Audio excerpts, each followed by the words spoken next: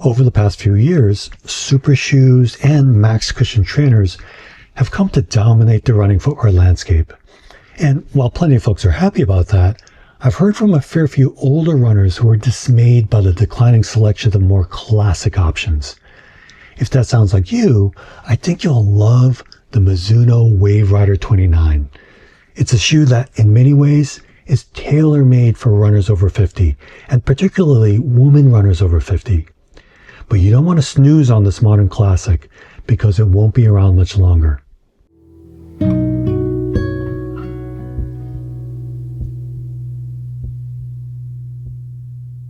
Welcome to We Run Over 50, where it's our mission to inspire more people over 50 to become runners over 50. My name is Ernest, and as you might have guessed, I am a runner over 50. I've also worked in and around the athletic footwear industry for over 2 decades, with most of that time focused on the creation of running shoes. I won't go into that history here, but if you want to learn more about me and my bona fides when it comes to running, I've included a link to a Get to Know Me video in the description below. And while I am a runner over 50, I am not a doctor, and the content on this channel is for informational and educational purposes only, and does not constitute medical advice. Always consult with a qualified healthcare professional before starting any new fitness program. That's really important. All right, now, given that we're going to spend some time in this video talking about value, one last thing I want to highlight before returning to our main topic is advice shared by a viewer with the screen name MurrayDog100. He wrote, "Let's save your community some crazy cash. The Adidas Adizero Adios Pro 4 is hitting your local Ross outlets for $39.99 to $44.99. For context, the shoe's MSRP is $250 US, so this is a huge bargain." Continuing Murdog's message, I scored the Berlin edition a few weeks ago, and I absolutely love it. I love it more than the Nike Alpha Flight 3s I scored at Ross the month before for $99. Again, for context here, the current full MSRP of the Alpha Flight 3 is an eye-watering $295 US. Murray Dog goes on, "One pro tip for your treasure hunt, always check the clearance racks before you leave. You just might find some gems." I've driven past many Ross Dress for Less stores in my day, but I'd never actually visited one until I received this advice from Murray Dog. Unfortunately, I didn't come across any amazing finds in my own size, which is the challenge with off-price retailers like Ross, Marshalls, and Nordstrom Rack. Inventory at any given location is the luck of the draw. But given the current economic climate, I thought it was worth sharing this tip because, as Murdog noted, you can find some amazing deals, including on super footwear that normally retails for hundreds of dollars. So a huge thank you to Murdog100 for writing in with this advice. And please keep the comments and questions coming, both here on YouTube and over at our Patreon community. Our Patreon members make these videos possible and get access to exclusive content, including ad-free videos, Q&A videos, and more. We'd love to have you join us. See the description below for a link. All right, with all that out of the way, let's get back to the Mizuno Wave Rider 29. I mentioned in the intro that it won't be around much longer, and that's because it was released in June of 2025, and its successor, the Wave Rider 30, is due any day now.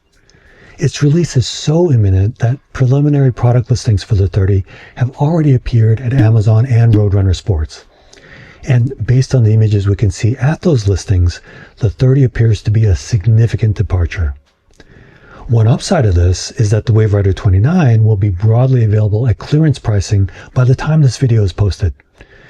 In fact, Running Warehouse has already marked the 29 down from its MSRP of $150 US to $119.96. All right, so the Wave Rider 29 is a great deal. But does that merit an entire video for a shoe that's been on the market for a year? Well, if you're over 50 and can't abide the current trend in running footwear toward ever softer, ever taller, and ever flatter midsoles, the Wave Rider 29 is a rare bird, and one that I believe is worth seeking out before it goes the way of the dodo. What makes it so special? Well, first I want to emphasize that I paid full price for these shoes, and the opinions I express are fully unfiltered. As for those opinions, I began this video by describing the Wave Rider 29 as a modern classic, and I think that's a good place to start. To do that though, I first need to take a step back and define what constitutes a classic running shoe. And it's pretty simple really, and boils down to 3 characteristics. First, at a time when towering midsole stack heights have become the norm, a classic shoe is not too tall. Beyond simple preference, as I highlighted in our episode on the best shoes for new runners over 50, our sense of balance begins to decline as we enter middle age, which increases our risk of falls. And shoes with very tall midsoles can exacerbate this risk. Research suggests that a heel height of less than or equal to 4 centimeters, which equates to 40 millimeters, is a reasonable threshold for maintaining balance and stability. So 40 millimeters represents the ceiling for midsole height in a classic shoe. On a related note, a classic shoe is also not too soft. This is a bit of a tricky one in that runners over 50 can benefit from increased shock absorption. And yet a shoe that's too soft will diminish balance. So while a classic shoe shouldn't feel marshmallowy on their foot, it can't be rock hard either. It has to strike a balance between those extremes. Finally, a classic running shoe has a high heel ball offset. I explained this in detail in the Best Shoes for New Runners episode, but in short, the heel ball offset is the difference in the height of a shoe's sole under the heel of your foot as compared to the ball of your foot. And the extent of this offset can influence the loads that your Achilles and calf are subjected to. For a variety of reasons over the past decade, the heel ball offset has been dropping industry-wide, meaning the footbed in running shoes, while getting taller, has also been getting flatter.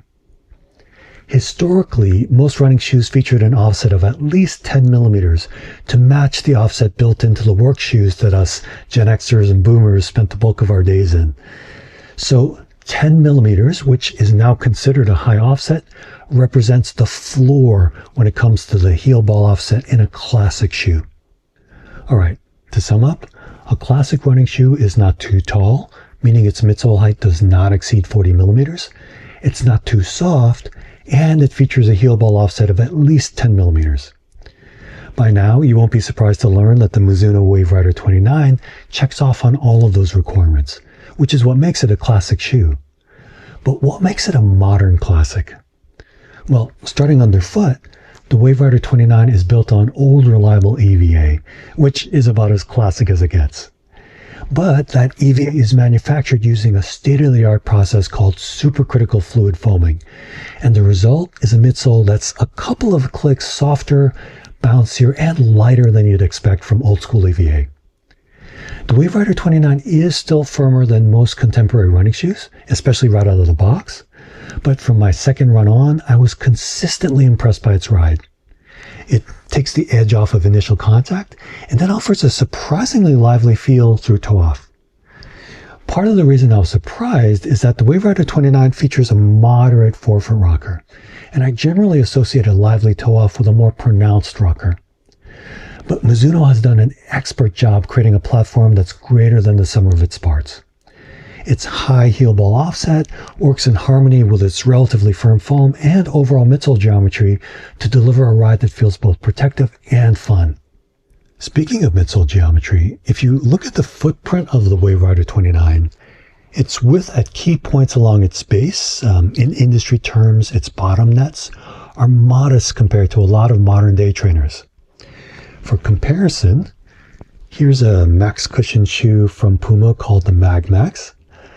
Looking at them side by side like this, I think most people would assume the Mag Max is at least a full size larger, but both of these shoes are the same US Men's 11. It's just that the Puma, with its gargantuan 47 millimeter tall midsole, has to be broader to provide a stable base underfoot. By contrast, the Wave Rider 29, with a total stack height of 38 millimeters under the heel, comes in below that height threshold for maintaining balance and stability we identified just a minute ago. Consequently, the shoe offers a reassuring degree of stability even with its relatively modest bottom nets. In addition, with less material comes less weight. The Wave Rider 29 straddles the line between light and average in this department and significantly undercuts its direct competitors when it comes to weight, another factor that contributes to its fun ride. I should note that technically, the Wave Rider 29 is classified as a neutral shoe, meaning it's intended for folks who don't require added stability or guidance through foot strike. That said, thanks to its midsole geometry, relatively firm foam, and the addition of a hallmark feature from Mizuno called the Wave Plate, I'm confident it'll work for a wide range of runners. Unlike the plates in super shoes and super trainers that are primarily focused on amplifying stiffness through the forefoot, the plate in the Wave Rider 29 is limited to the back half of the shoe. This black line that you could see along both the lateral and medial sides of the midsole is the Wave Plate. Historically, Mizuno has highlighted propulsion as a primary benefit of this concept, but as implemented in the Wave Rider 29, what I perceived was enhanced support and stability. Taken together, these attributes make this shoe a great choice for runners who place a premium on reducing fall risk while also refusing to compromise on cushioning. Moving to fit, this is where, to my feet, the Wave Rider 29 really separates itself from the only other shoes that compete in this modern classic segment, namely the Brooks Ghost 18 and Nike Pegasus 42. The toe box of the Wave Rider 29 in its standard fit is wider and less tapered than the toe boxes in either the Ghost or Pegasus. This can be a real boon for us runners over 50 who are significantly more likely to suffer from bunions than younger adults. And it can be particularly beneficial for women runners over 50 who are even more likely than their male peers to suffer from bunions. And if the standard Wave Rider 29 isn't roomy enough for you, the shoe is also offered in wide in select colorways for women and men. When it comes to arch feel, that Wave Plate we just highlighted, in addition to enhancing stability, I found that it perceptibly boosts support under the midfoot and arch. You can see that in profile, the plate is shaped like a wave with its crest under the midfoot, and this is even more pronounced under the medial arch. The plate is made of a high-performance form of nylon that's resilient without being too stiff, and the result is a degree of support that feels reassuring without impeding your natural foot strike. As a male runner over 50, I really enjoyed this aspect of the Wave Rider 29. But this is another feature that could be particularly beneficial for postmenopausal women who, for a range of reasons, often require increased support under the midfoot and arch. One last thing I'll mention related to the underfoot experience is that the Wave Rider 29's soft, removable sock liner, or insole, is about 30% thicker than average. This contributes to step-in comfort, but perhaps more importantly for us folks over 50, the shoe's generous sock liner allowance makes it an excellent choice for anyone who needs to accommodate an orthotic. All right, hopefully by this point, you'll understand why I felt compelled to make a full-length video about a shoe that's been on the market for a full year and is about to hit clearance racks. To me, the Wave Rider 29 is the best expression of a classic running experience available today. It's built on a midsole that's not too tall or too soft, and is one of only a handful of daily trainers that still offers a traditional heel ball offset of at least 10 millimeters. It's not for everyone, but its ride, stability, support, and generous fit make it a great choice for many runners over 50, and particularly many women runners over 50. Unfortunately, with the trend toward ever taller, ever softer trainers showing no signs of letting up, shoes like the Wave Rider 29 are becoming as rare as hen's teeth. Case in point, the 29's replacement, which is set to launch any day now, looks a lot more modern than classic. That's why if you're the type of runner who believes that sometimes the old ways are the best, I'd strongly encourage you to pick up a pair or two of the Mizuno Wave Rider 29 now while it's still available and priced to sell. I thought it was a good deal at its MSRP of $150, so it's an absolute steal at clearance pricing. All right, I hope this has been helpful for you, whether you're an experienced, new, or aspiring runner.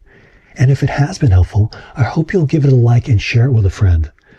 Liking and sharing will let YouTube know that there is an audience of, let's say, mature folks out there who are hungry for content like this. And please don't hesitate to post questions or feedback in the comments. That's a great way for us to learn together. Finally, if you want to see more from us, please do subscribe, or better yet, join our community of like-minded people over 50 who are becoming runners over 50 over on Patreon. I've included a link in the description below. Thank you so much for watching, and happy running.